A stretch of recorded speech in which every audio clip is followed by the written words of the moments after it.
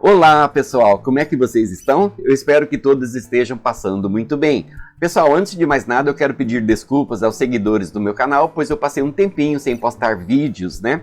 Isso foi por conta da correria de fim de ano. Vocês sabem, né? Os professores têm um monte de relatório para preencher, né? Lançamento de notas, conceitos e tudo mais. E eu acabei não encontrando tempo para postar novos vídeos. Mas estamos aqui retomando os nossos trabalhos. E eu pretendo gravar diversos vídeos durante as minhas férias, né, que vão até o dia 20 de janeiro. Bom, pessoal, na aula de hoje eu quero aproveitar aí o ensejo de fim de ano, que normalmente, né, é um período em que algumas pessoas, né, se dedicam à reflexão sobre a nossa própria vida, fazendo um balanço do que aconteceu durante o ano, traçando aí metas para o ano que vem. Então eu quero aproveitar esse espírito de fim de ano para trazer uma profunda reflexão sobre a nossa condição, a condição do ser na pós-modernidade. Pessoal, nós sabemos que estamos vivendo tempos bastante complexos, né? Principalmente com o advento da internet e das redes sociais. Bom, o que eu percebo, né, claramente, o que muita gente percebe claramente, é que nós estamos perdendo os vínculos que nos definem como seres humanos, ou seja, os vínculos com outros seres humanos reais. Quanto mais passa o tempo, né, e com o avanço aí do poder das redes sociais, nós estamos nos desconectando de nossa própria humanidade. Daí a pergunta, né? Será que nós estamos perdendo a nossa capacidade de ser social, né? Pois nós somos um animal social, né? Nós somos predestinados a conviver em sociedade. Em sociedade, mas dentro de relações humanas reais, né? E o que a rede social faz é transformar essas relações sociais reais em relações virtuais. Bom, até onde isso pode ser um problema, né? Então isso é a reflexão que eu pretendo trazer para o dia de hoje, a partir de 3 questões que eu considero muito importantes. A primeira delas, né, se refere à nossa dependência enquanto ser humano ao clã, à organização do clã, né, ao grupo de pessoas que se reúnem por afinidades, né? Bom, a segunda é o ponto de convergência da evolução humana, principalmente quando nós consideramos aí, né, as mudanças cruciais que se operaram no final do século XX e que muitos teóricos como Zygmunt Bauman e o filósofo Emerson também e o outro filósofo François Lyotard consideram como pós-modernidade. Bom, e como terceira reflexão, encerrando a nossa aula de hoje, eu pretendo falar um pouco sobre a perda da noção de transcendência e da imortalidade do ser. Bom, pessoal, eu espero que vocês gostem do conteúdo de hoje. E se vocês gostarem, né, eu já vou pedindo para vocês se inscreverem no meu canal, deixarem o like e também fazer comentário nos vídeos para que o algoritmo entenda que o vídeo tem relevância, né? E compartilhe com mais pessoas, tá, pessoal? Bom, sem mais demora, vamos para a nossa aula de hoje. Bom, pessoal, para desenvolver as reflexões do tema de hoje acerca das 3 questões que eu estou propondo, eu vou utilizar de um texto magnífico publicado por Gunther Anders, cujo título, né, bastante sugestivo, é A Obsolescência do Homem. Será que nos tornamos seres obsoletos, né? Isso é muito sério, eu peço que vocês assistam o vídeo até ao final, né? Bom, eu vou utilizar da estratégia, eu vou examinar cada parágrafo desse texto, eu vou ler esse parágrafo e tecer os meus comentários e fazer também os aportes teóricos, não é? Vamos então para isso, tá, pessoal? Bom, o primeiro parágrafo de Gunther Anders, né, no texto A Obsolescência do Homem, ele fala nos seguintes termos: para abafar antecipadamente qualquer revolta, não se deve usar a violência. Métodos como os usados por Hitler estão ultrapassados. Basta desenvolver um condicionamento coletivo tão poderoso que a própria ideia de revolta nem passará pela cabeça das pessoas. o ideal seria formatar os indivíduos desde o nascimento, limitando as suas habilidades biológicas inatas, não é? Vejam só, pessoal, ele já começa aí, né, com uma provocação muito importante, não é? Que é a ideia, né, de pacificar o ser humano, ou seja, transformar o ser humano em um ser subserviente, uma espécie de gado, né? Então, preste atenção, né? Para ele, basta desenvolver um condicionamento coletivo tão poderoso que a própria ideia de revolta nem passará pela cabeça das pessoas.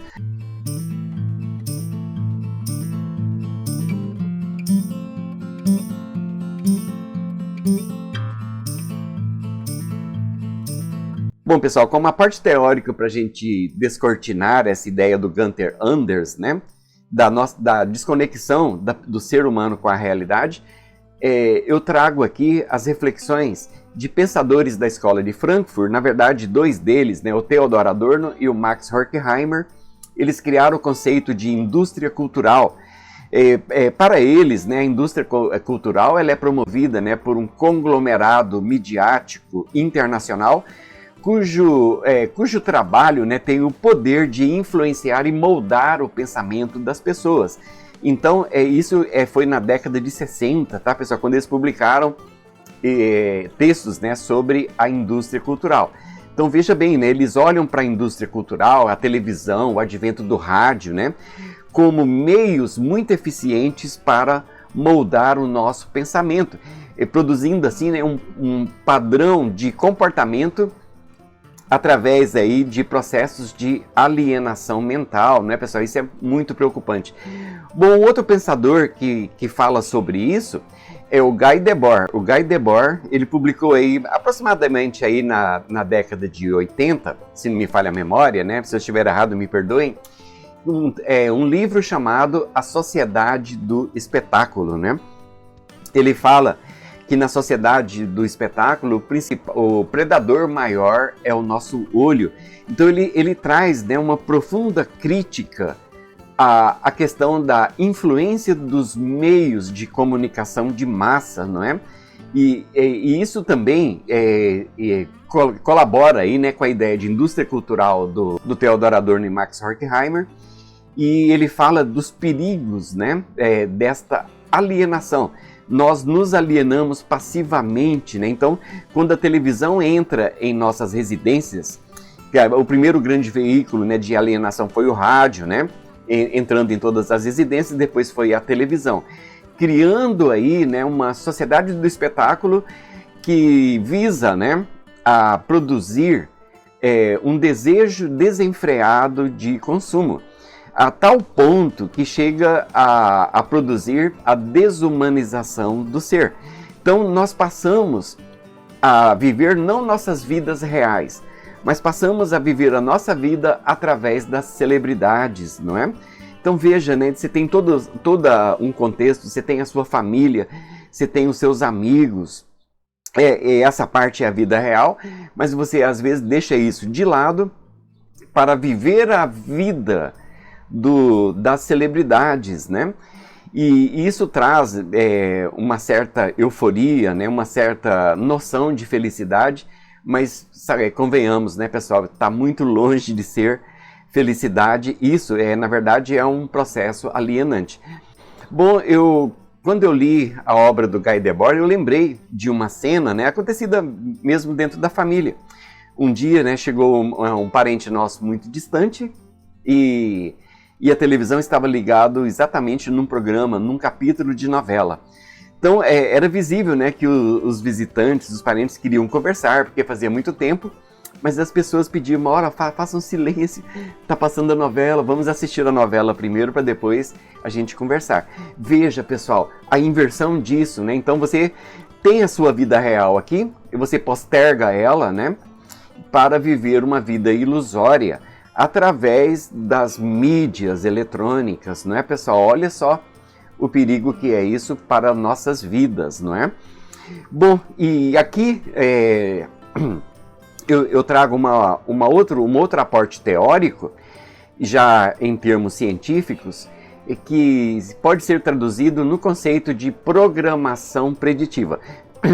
esse conceito de programação preditiva foi publicado em um dos livros, né, de Daniel Lopes, e ele fala abertamente da utilização do cinema como um aparato psicológico para moldar o pensamento. Ou seja, os filmes de ficção mostram, né, eventos, claro, e esses eventos pretendem ser ficcionais, mas na verdade o que eles estão fazendo é preparando a humanidade para eventos que irão ocorrer no futuro. Gente, é impressionante. Se a gente para analisar os filmes, principalmente de Hollywood, né, que é uma imensa máquina de propaganda, tudo aquilo que era uma ficção, uma coisa surreal, né, para isso é impossível de acontecer, tudo aquilo vem acontecendo, não é? Então esse conceito é muito mais sério do que a gente imagina, programação preditiva. Bom, para nós nos protegermos contra isso, nós temos que, primeiro, quando for assistir um filme, entender que um determinado filme pode ser, sim, um instrumento de programação preditiva e nós tirarmos daquilo lições, né, para a nossa vida. Então, o Daniel Lopes, né, ele fala disso com muita propriedade. Inclusive, ele fala que parte dos filmes de Hollywood são financiados pela CIA, que é a Central de Inteligência Norte-Americana, né? Vejam como tudo isso é problemático, não é, pessoal? Bom, continuando aqui, no outro parágrafo, né, da obsolescência do homem, do Gunther Anders, nós temos que, então, continuaríamos o processo de condicionamento, reduzindo drasticamente a educação para trazê-la de volta a uma forma de integração no mundo do trabalho. Um indivíduo sem instrução tem apenas um horizonte limitado de pensamento, e quanto mais os seus pensamentos estiverem confinados a preocupações materiais medíocres, menos ele poderá rebelar-se. Bom, e aqui eu acho que eu posso falar com um pouco mais de propriedade, pois eu sou um professor, não é? Bom, eu não digo que eu sou um educador. Isso é um grande engano, né? Professores não são educadores. Quem são educadores são pais e responsáveis, né? O professor trabalha na construção de conhecimento. Bom, pessoal, desde a Revolução Industrial que as escolas, basicamente do mundo todo, foram formatadas para formar cidadãos para o mercado de trabalho. Bom, o problema disso é que nós nos afastamos do conhecimento e os currículos que estão presentes nos livros didáticos, eles são limitadores da inteligência. E isso é uma coisa paradoxal, porque ao mesmo tempo que a escola moderna que eu digo é a próxima de nós aqui, né, pós-moderna diria, né, ela pretende formar o cidadão para o mercado de trabalho, ela acaba não cumprindo isso, pois não há efetivamente um esforço no desenvolvimento da inteligência. Veja, nós estamos defasados em relação à educação que era praticada na Idade Média, baseada no conceito, né, de trivium e quadrivium, onde você tinha um mestre que era o detentor do conhecimento e você tinha o aprendiz. E o aprendiz tinha que passar por fases distintas. Então ali realmente se preparava a pessoa para ser uma pessoa consciente, para adquirir conhecimento e também para construir conhecimento, dar a sua contribuição para o mundo, não é, pessoal? Bom, então, esse modelo de ensino da Idade Média, o trivium e quadrivium, ele é dividido em etapas. O aprendiz começa pelo trivium, né? Que são as artes liberais. Bom, no trivium, ele tem que se capacitar em 3 áreas distintas, tá, pessoal? A lógica, a gramática e a retórica. Bom, a lógica está relacionada aí ao raciocínio, aos argumentos. São formas de organizar o pensamento, né? E tudo isso está ligado, o trivium, pessoal, está ligado aí à conquista de habilidades na área, né, da linguagem. Bom, então se você não conseguir ferramentas específicas, né, para compreender profundamente a linguagem, você não pode avançar para outras áreas do conhecimento. Bom, então nós temos a lógica, né, que é a formas de organizar o pensamento, temos a gramática, que é o que significa, né, o uso correto da linguagem a fonética, né? A arte dos sons, a ortografia, a arte de escrever, a arte de estruturar e formar frases corretas e coerentes. Bom, pessoal, e por fim, o aprendiz ingressa nos estudos de retórica. A retórica é a arte de comunicar algo, ou seja, combinar frases em parágrafos ou linhas de raciocínio, para que apresente-se certa coerência, unidade e a ênfase desejada, possuindo assim a beleza, o vigor e a clareza. Vejam, pessoal, então, nas escolas da Idade Média, né, quando o aprendiz conquistava aí as 3 áreas do Trivium, ele estava pronto para avançar para as áreas específicas do conhecimento. Então, é preciso antes dominar a linguagem, saber ler corretamente, saber escrever corretamente, saber organizar o pensamento corretamente, para depois avançar para áreas específicas das ciências, não é? Que é quando o aprendiz ingressava no módulo Quadrivium. No módulo Quadrivium, você tinha 4 áreas específicas, que era aritmética, geometria, música e astronomia. Bom, na aritmética, ela é a ciência dos números e das operações matemáticas fundamentais, como nós sabemos, não é? Na geometria, ela é a ciência das formas e das propriedades do espaço.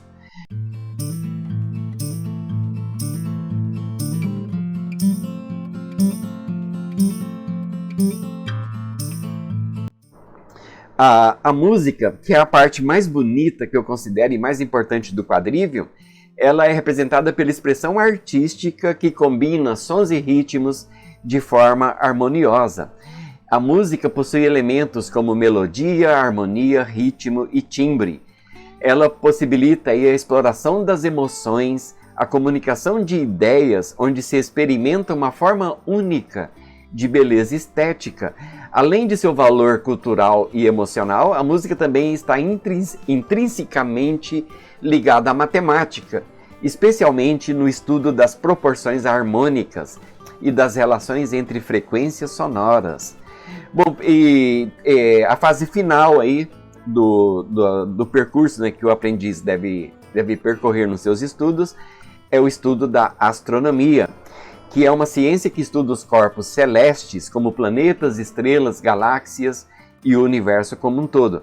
Ela busca compreender a origem, a evolução e as leis que regem o cosmos, não é, pessoal? Bom, vejam só como a qualidade do ensino era imensamente superior na Idade Média, em comparação ao ensino que nós temos no mundo pós-moderno, não é, pessoal? É uma tremenda ilusão. A escola de hoje não está preparando o indivíduo nem para o mercado de trabalho e nem para a vida, não é, pessoal? Quem levanta questões muito sérias sobre isso é o Edgar Morin, que tem várias obras, né, e uma delas são os 7 saberes necessários à educação do futuro. Bom, eu só vou falar aqui as principais características, pois eu pretendo gravar um vídeo sobre os 7 saberes necessários à educação do futuro, não é?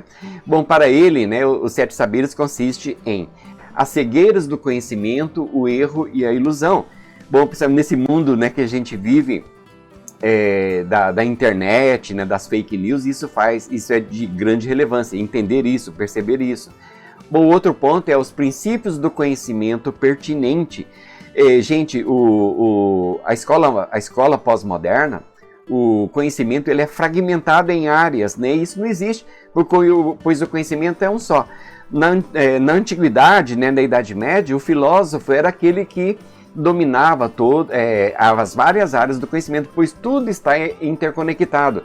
Isso que o Edgar Morin fala, né? O outro que ele fala é muito interessante, que é ensinar a condição humana. Nós somos seres humanos, somos indivíduos que pertencemos a uma coletividade que, por sua vez, pertence à humanidade, né? Um outro ponto para o Edgar Morin é ensinar a identidade terrena, ou seja, para além de você ser um brasileiro, um francês, ou um alemão, ou um queniano, né? Ou seja, lá de onde você for no mundo, você é um terráqueo, um ser humano que pertence a um planeta e nós temos responsabilidades em relação a esse planeta, em relação à própria humanidade, né, que habita esse planeta, tá, pessoal? Bom, uma outra questão do Edgar Morin, que é extremamente importante, é enfrentar as incertezas. Bom, nós temos, né, com a fragilização do ser humano na pós-modernidade, nós temos dificuldades para enfrentar as incertezas, né? Conviver com o diferente, com o contraditório, né? Então, nós precisamos urgentemente resolver essas questões. Uma outra questão que o Edgar Morin levanta é ensinar a compreensão. Bom, a verdadeira compreensão, como tudo está interconectado na vida. Bom, e finalmente ele fala sobre a ética dos seres humanos, né? Que é também uma coisa extremamente importante. Bom, pessoal, encerrando essa parte aí da análise, né, do Gunther Anders, né, falando sobre a educação, eu gosto muito de mencionar o Ken Robinson. Ele faleceu tem pouco tempo. Ele publicou uma obra fundamental chamada de O Elemento Chave. Para Ken Robinson, a escola mata a criatividade. Vejam o problema de tudo isso, né, pessoal? Então, todos nós nascemos com habilidades natas, né? Nós somos seres criativos. Bom, e o ideal seria que as famílias conseguissem perceber esses talentos, a escola também perceber esses talentos e desenvolver esses talentos, né? Bom, sem descuidar aí, né, do desenvolvimento da compreensão da linguagem, da matemática e tudo mais. Mas deveríamos, né, dedicar mais atenção aos potenciais, né, de cada ser humano, de cada criança, não é, pessoal? Então, vejam só. Nós podemos, né,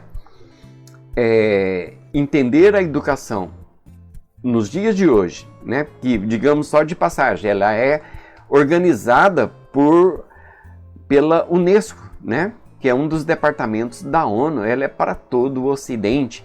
Então, eles padronizaram a escola, né, então isso é empobrecedor. Bom, aí eu lembro também do Taylor Gatto, né, ele fala da escola como um processo de emburrecimento programado, né, pessoal? Nós temos que resolver isso, voltar a buscar o conhecimento, não é?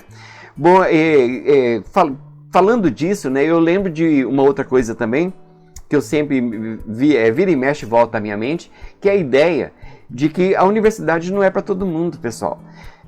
A universidade, a faculdade, é para quem tem vocação acadêmica, para quem gosta de ler, quem gosta de estudar, gosta de conhecimento. Isso não é para todo mundo, nem todo mundo é assim. E isso não é problema, porque você tem centenas de outras profissões e as pessoas costumam se dar muito bem nessas profissões, desde que estejam fazendo o que gostam, não é, pessoal? Bom, continuando aqui a reflexão acerca da obsolescência do homem, o Gunther Anders fala as seguintes palavras, né? As seguintes ideias. O acesso ao conhecimento deve ser cada vez mais difícil e elitista. Veja o que eles estão preparando para a gente, né, pessoal? O abismo entre as pessoas e a ciência deve ser ampliado. Todo o conteúdo subversivo deve ser removido das informações destinadas ao público em geral. Acima de tudo, a filosofia não deve existir. Uma vez mais, há que usar a persuasão e não a violência direta, transmitir-se-á maciçamente através da televisão, e hoje eu diria pela internet, né? Entretenimento imbecil, lisonjeando sempre o emocional e o instintivo, não é, pessoal? Bom, vamos ocupar as mentes com o que é fútil e lúdico. É bom ocupar a mente com conversa fiada e música incessante, para evitar que a mente se interrogue, pense, reflita. Vejam, pessoal, isso aqui resume tudo o que nós estamos dizendo, não é? Quando eu li esse parágrafo, eu lembrei, né, da família Simpsons, não é? Claro que é um desenho que todo mundo gosta de assistir e tudo mais, mas ele traz em si uma mensagem muito profunda, não é? Que a grande mídia, a indústria do entretenimento, a sociedade do espetáculo, ela vem emburrecendo progressivamente a humanidade, mediocrizando progressivamente a humanidade. Bom, até onde nós permitiremos isso, não é, pessoal? Então veja, né, o Gunther Anders, ele foi muito feliz, né, em perceber essa realidade profunda, né, esse processo de alienação por qual nós estamos passando, não é?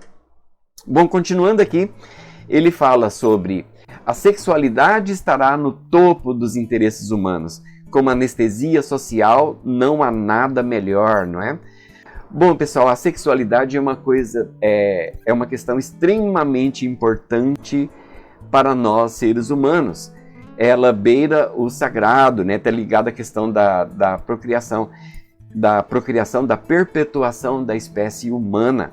Bom, o que tem acontecido é uma vulgarização da sexualidade. Bom, e isso provoca, né? Provoca danos emocionais e psicológicos gravíssimos, né? Então, uma coisa que é profundamente inerente ao ser humano, né? O prazer com a companheira, com o companheiro, né?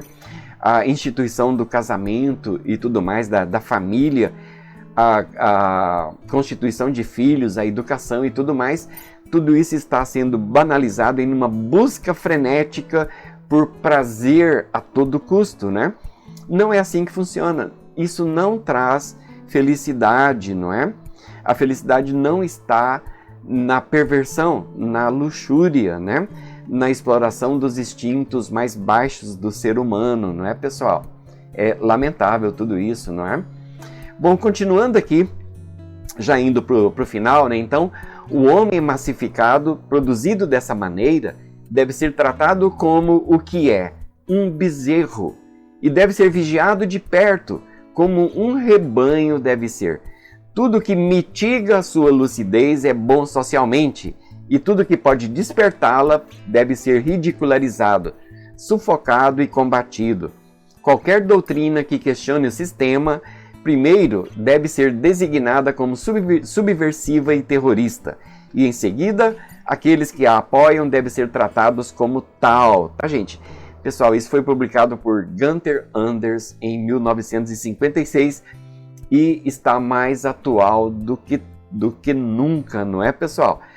Bom, a ideia é o seguinte: temos que ter consciência que estamos sim, né, sendo induzidos a um padrão de comportamento de manada, né? A ideia do efeito manada. Ou seja, você tem que pensar com a maioria.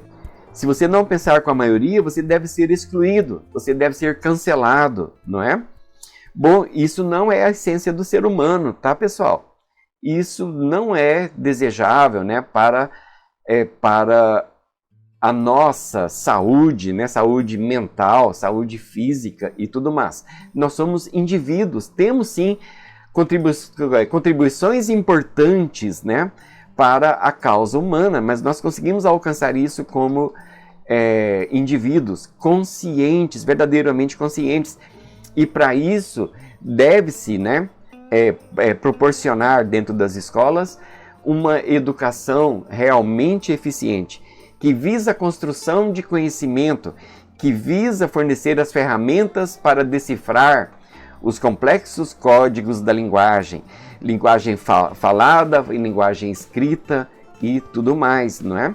Até quando nós concordaremos em ter comportamento de gado, de sermos manipulados por poderes, né, internacionais que visam aí, com essa massificação, a impor as suas vontades tirânicas, não é? É preciso sair desta armadilha, tá, pessoal? Bom, então, fechando aqui, lembram, né, que eu falei no início desse vídeo, dessa reflexão, de 3 questões primordiais. A questão da nossa dependência natural ao clã, a questão do ponto de convergência na evolução humana e a questão da perda da noção de transcendentalidade, da imortalidade do ser humano, da alma do ser humano, né? Bom, pessoal, com relação à dependência natural ao clã, eu estava vendo um podcast do Júlio Lobo, que ele tem um canal aí sobre vivencialismo, né? E ele falou uma coisa extremamente interessante que me levou à reflexão, inclusive me levou a pensar no vídeo que eu estou gravando agora. Bom, nós, desde os primórdios da humanidade, nós somos destinados a viver em clãs. Ou seja, né, o ponto inicial de tudo isso, essa formação social, ela se dá no seio da família, que é um grupo muito pequeno. mas essa família tem contatos com outras pessoas, eles acabam formando vínculos de amizade e formam um clã.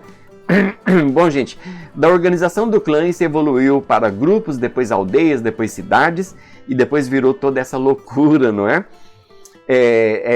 Tem um estudo, que eu não vou me lembrar agora a fonte dele, que diz que o máximo que nós conseguimos em questão de relacionamento humano efetivo é nos relacionarmos com 150 pessoas, o que já é demais, não é, pessoal? Então imagina, com o advento da rede social, nós temos milhares de contatos. Você que vai conseguir manter uma relação social com milhares de contatos, né, de pessoas. Aliás, o termo contato exemplifica isso muito bem, ele é muito elucidativo. Quem fala muito bem disso é o Zygmunt Bauman, né, tem várias obras e todas elas orbitam em torno do conceito de modernidade líquida, onde tudo é fluido, né, nada é seguro, nada é sólido, não é? Então, pessoal, veja, né, nós somos destinados a viver em clãs. E esse clã pode ser expandido aí para a família mais estendida e também o grupo de amigos. Formar uma relação efetiva com esses grupos de amigos, formar um clã, é muito saudável, né? E nos traz aí a questão, né, a sensação de felicidade, de segurança, do conforto, né, de poder contar com as pessoas em momentos difíceis, não é? Então, primeiro aí, a dependência natural ao clã. Bom, pessoal, o clã que se formava em torno do fogo, né? O fogo é um dos elementos primordiais no edifício da evolução humana. Veja, é um exemplo bem interessante. Nas grandes cidades, quando há um apagão, bom, todo mundo fica desconcertado, sem saber o que fazer, e alguém logo procura uma vela para acender uma vela, e aos poucos as pessoas vão conversando sem a mediação eletrônica, sem a mediação de celulares, iPhones, tablets, ou seja lá o que for. Bom, e essa conversa é a essência da humanidade, em torno do fogo, não é? Então, precisamos entender a dependência que nós temos ao clã. Bom, a segunda questão é o ponto de convergência na evolução humana. Bom, nós estávamos caminhando aí no sentido da evolução humana, batendo cabeça, às vezes avançando um pouco, às vezes recuando, mas essa evolução ela sofre uma estagnação após a Segunda Guerra Mundial. Inclusive o filósofo Jean-François Lyotard diz que a consciência pós-moderna é a consciência de um fracasso, o fracasso da modernidade. A modernidade era uma crença de que a ciência traria felicidade ao mundo, mas o que a humanidade percebeu foi a presença de armas de destruição em massa, inclusive em 6 e 9 de agosto de 1945, a destruição de 2 cidades japonesas, né, com armas nucleares, que foi Hiroshima e Nagasaki. Bom, isso provocou uma profunda desilusão na humanidade. E junto aí com a descaracterização da escola como local privilegiado de construção de conhecimento, a nossa evolução sofreu um revés. E é um paradoxo, porque ao mesmo tempo que há uma evolução gigantesca na área material, né, na área científica, há uma estagnação na evolução do ser humano. Qual é o nosso papel como seres humanos? O que eu estou fazendo de bom? Qual é a contribuição que eu estou dando para isso, né? E aí a gente culmina aqui na questão da perda da noção da transcendência e imortalidade do ser. Pessoal, isso é crucial no momento em que o cristianismo está sendo alvo de perseguições, né? Há uma verdadeira cristofobia em todo o mundo. Nós somos seres transcendentes, nós somos imortais. Quem tem consciência disso pauta suas ações na vida material, pensando que a vida material, que é muito rápida, a morte é uma certeza da vida, não é? Bom, e ela é muito curta em relação à eternidade. Então nós somos seres imortais que vamos viver uma eternidade. Quem pensa desta forma, pauta suas ações aqui na vida material dentro, né, de noções de ética, de moral, né? de fazer as coisas certas, né? Para garantir uma estabilidade na vida após a morte, tá, pessoal? Bom, então, essas eram as reflexões. E esse vídeo acabou ficando até um pouco mais longo do que eu estava pensando, mas o assunto é extremamente importante. Bom, pessoal, eu gostaria muito de ouvir o comentário de vocês sobre tudo isso, não é? Por favor, se tiverem alguma dúvida, alguma sugestão, alguma coisa que vocês concordam ou discordam, né? Escrevam aí nos comentários, né? Bom, pessoal, eu peço também que se inscrevam no meu canal, né? Ative o sininho para receber as notificações. Pessoal, eu aguardo vocês no nosso próximo vídeo. Um cordial abraço do professor Silvânio Barcelos e até breve.